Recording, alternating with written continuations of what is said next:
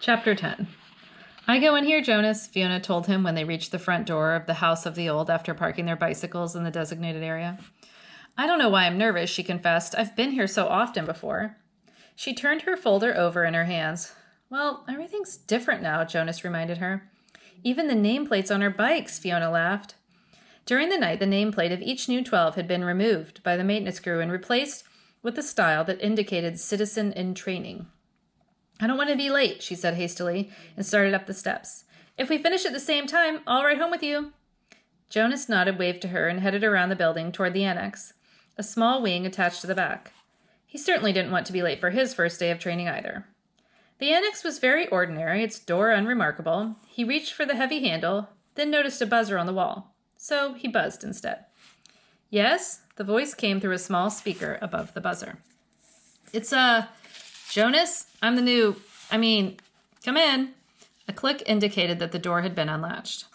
The lobby was very small and contained only a desk at which a female attendant sat working on some papers. She looked up when he entered. Then, to his surprise, she stood. It was a small thing, the standing, but no one had ever stood automatically to acknowledge Jonas's presence before. Welcome, receiver of memory, she said respectfully. Oh, please, he replied uncomfortably. Call me Jonas. She smiled, pushed a button, and he heard a click that unlocked the door to her left. You may go right in, she told him. Then she seemed to notice his discomfort and to realize its origin. No doors in the community were locked, ever. None that Jonas knew of, anyway. The locks are simply to ensure the receiver's privacy because he needs concentration, she explained. It would be difficult if citizens wandered in looking for the Department of Bicycle Repair or something. Jonas laughed, relaxing a little. The woman seemed very friendly, and it was true. In fact, it was a joke throughout the community that the Department of Bicycle Repair, an unimportant little office, was relocated so often that no one ever knew where it was. There is nothing dangerous here, she told him. But, she added, glancing at the wall clock, he doesn't like to be kept waiting. Jonas hurried through the door and found himself in a comfortably furnished living area. It was not unlike his own family unit's dwelling. Furniture was standard throughout the community, practical, sturdy, the function of each piece clearly defined, a bed for sleeping, a table for eating, a desk for studying. All of those things were in this spacious room, though each was slightly different from those in his own dwelling. The fabrics on the upholstered chairs and sofa were slightly thicker and more luxurious. The table legs were not straight like those at home, but slender and curved with a small carved decoration at the foot. The bed, in an alcove at the far end of the room, was draped with a splendid cloth embroidered over its entire surface with intricate designs. But the most conspicuous difference was the books. In his own dwelling, there were the necessary reference volumes that each household contained, a dictionary, and the thick community volume, which contained descriptions of every office, factory, building, and committee, and the book of rules, of course. The books in his own dwelling were the only books that Jonas had ever seen. He had never known that other books existed. But this room's walls were completely covered by bookcases, filled, which reached to the ceiling. There must have been hundreds, perhaps thousands of books, their titles embossed in shiny letters. Jonas stared at them. He couldn't imagine what the thousands of pages contained. Could there be rules beyond the rules that govern the community? Could there be more descriptions of the offices and factories and committees? He had only a second to look around because he was aware that the man sitting in a chair beside the table was watching him.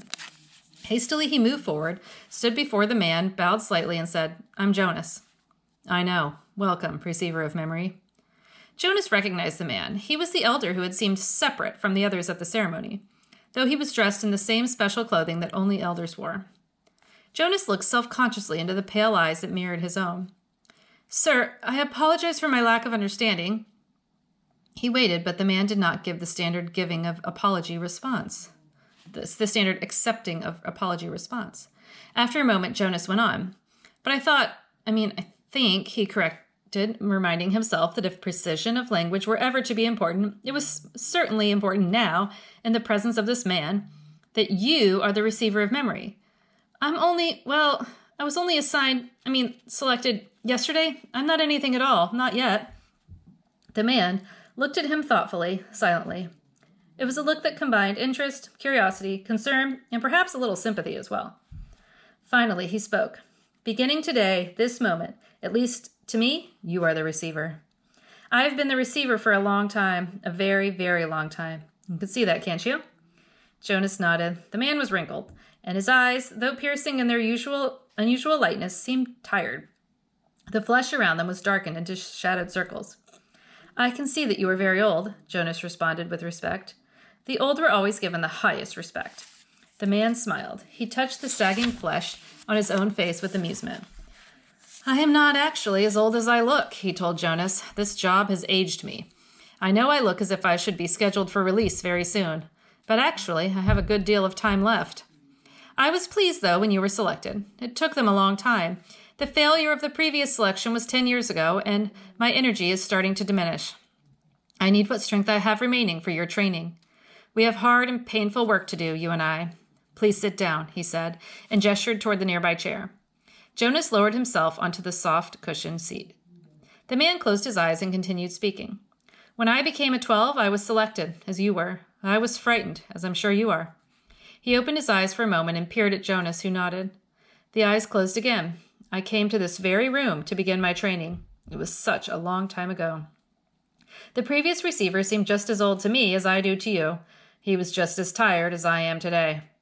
He sat forward suddenly, opened his eyes, and said, You may ask questions. I have so little experience in describing this process, it is forbidden to talk of it.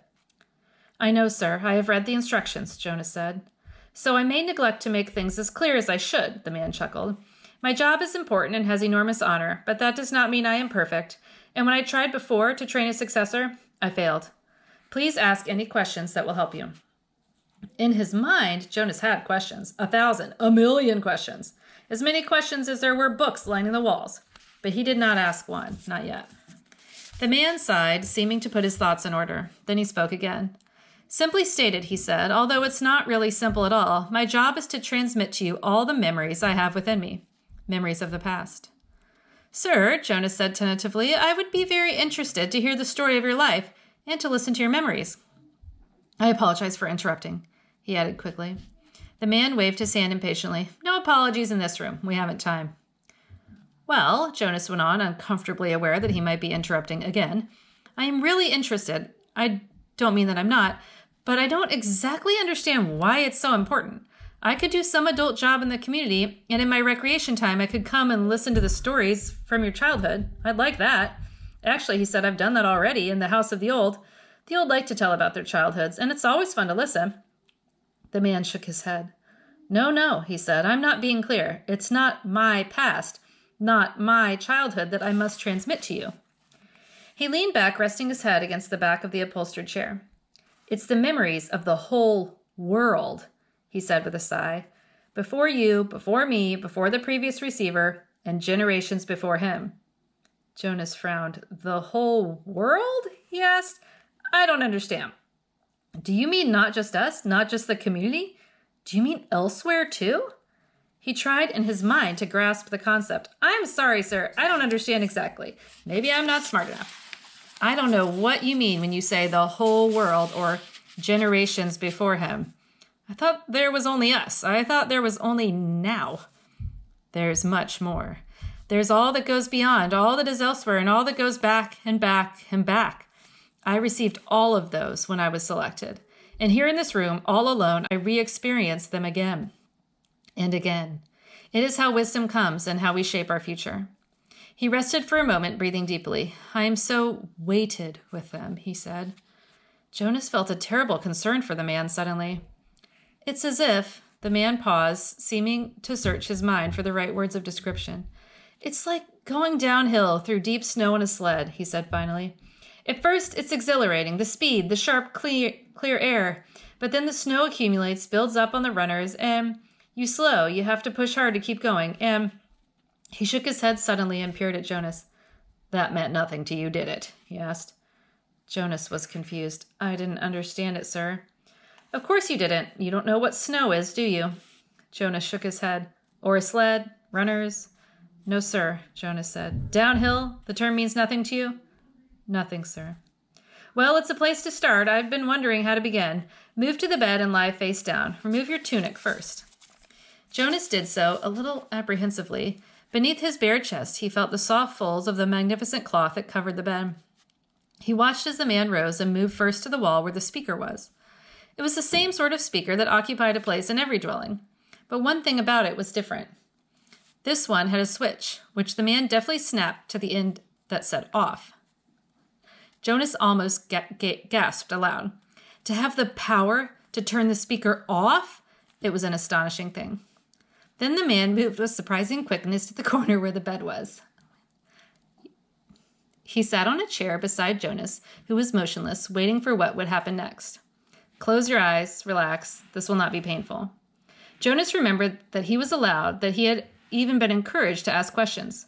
What are you going to do, sir? He asked, hoping that his voice didn't betray his nervousness. I'm going to transmit the memory of snow, the old man said, and placed his hands on Jonas's bare back.